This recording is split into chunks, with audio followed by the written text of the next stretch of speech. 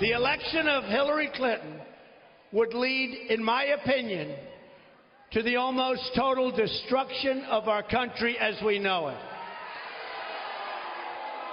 She would be the most dishonest and the most corrupt person ever elected to high office. Americans have had it with the years and decades of Clinton corruption. It's corruption. Crooked Hillary wants to end forever the American independence that our founders gave us. Our great founders are spinning in their graves. Our founders are spinning in their graves. Donald Trump, earlier today, back on the campaign trail at a huge, massive rally in Florida. Also tonight, WikiLeaks released an email from Clinton campaign chairman John Podesta. Look at this subject line: needy Latinos and one easy call. Wow. Joining us now is reaction from the Trump Organization, Donald Trump's son, Eric Trump. How are you? Hey, good to Sean. see you. How are you? I saw you had tweeted that out earlier today, so obviously you're paying attention to this. Imagine your father talked about needy Latinos. When does it end? You know, first it's deplorables, then it's irredeemables. It was super predators before then. Today it was rednecks. Now we're talking about Christians, evangelicals were getting killed earlier today by these emails. Now it's needy Latinos. It is, you know, and they talk about us being the party of bigotry and the party of hate. And it's not until Julian Assange comes along and obviously releases these emails via WikiLeaks. The real Democrat. Remember the original release on the DNC? What did it show? It showed racism, sexism, misogyny, anti-Semitic language in there. And that's the very arguments they make against Republicans every 4 years. That's them. Look what else it showed. It showed corruption in Haiti. It showed that Donna Brazil was giving Hillary questions, you know, ahead of time for these debates. I mean, conspiring against Bernie. It truly shows the true level of corruption in our government. I mean, and in the Democratic Party. I mean, it's actually very, very scary. And this is serious stuff. And it's actually a real shame that most of the mainstream media isn't paying more attention to it. You do. But most of the mainstream media isn't paying attention to this because this undermines democracy. It undermines the way of our life. Eric, I have been brutalized by the mainstream media. I know. I'm a commentator. I know. I say I'm a conservative. I'm open. I'm supporting your dad for president. I'll proudly pull the lever for him.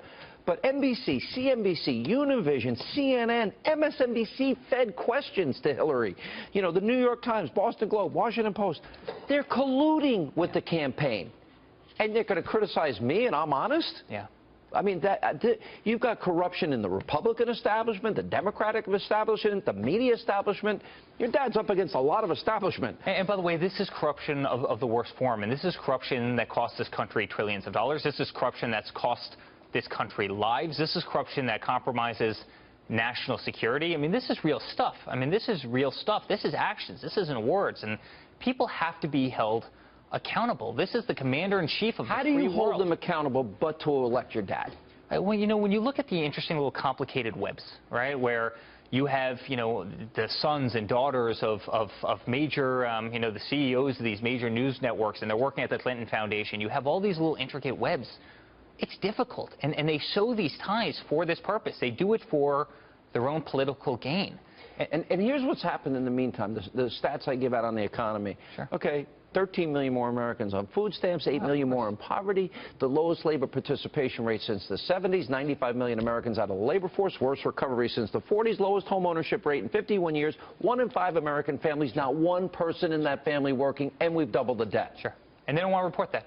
And they don't want to report that. I say it every night. How about the scariest thing? The fact that median incomes in this country haven't gone up in 15 years.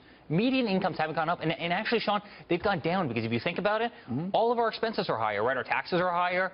Our utilities are higher. Health care, Obamacare is a disaster. Obamacare is up $4,100 per family since he's been president. So if you have median incomes, if people haven't gotten a raise in this nation in 15 years and all of your expenses are higher, it's no wonder why people are working 2 and 3 jobs just to try and get back. You know that there was a stat that came out the other day, 1 in 7 Americans don't have $1,000 in savings.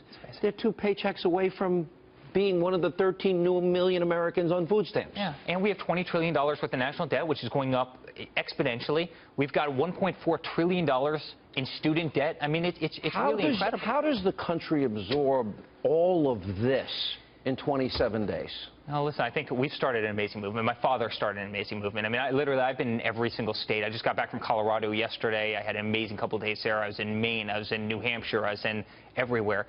There's a movement out there, Sean. People get it. People want... You can see the crowds. People want There's this country... enthusiasm. People want this country back. They're sick of corrupt politicians, and that's what we have in Washington, D.C. You see these closed-door deals. Look at this Russian uranium deal, where Hillary approves 20% of the United States uranium going to Russia. I mean, this is the material used to make nuclear weapons. And then the Clinton Foundation gets $145 million for it. I mean, talk about compromising national security. It's scary stuff. When you think of Hillary saying these two things, you need a public and private position, and she doesn't like the everyday Americans. It's amazing. That, to me, says everything you would need to never get elected. Well, then she also says, listen, I'll be the hardest person in the world on Wall Street. But then she goes to Wall Street and says, you'd be the perfect people to solve Wall Street's problems. But they paid her $225,000 for that speech. Amazing. And by the way, when you're an employee of the government, when you're Secretary of State, shouldn't you be working on behalf of the people of this country as opposed to giving paid speeches? You know, if you're giving hour-long paid speeches, you need to prepare, you need to travel, you need to do everything else. I mean, don't you think that's a distraction toward your job? How about 55% of the people that got to see her as Secretary of State were donors to the foundation? I know. That's called pay to play. Yeah. And then the Haiti Foundation you talked about, they literally separated a list for donors so they could capitalize on the rebuilding of Haiti. Listen, I ask a question every single day. They came out of the White House and they claimed, Bill and Hillary, they claimed they were quote-unquote dead broke. Now they're worth $250 million.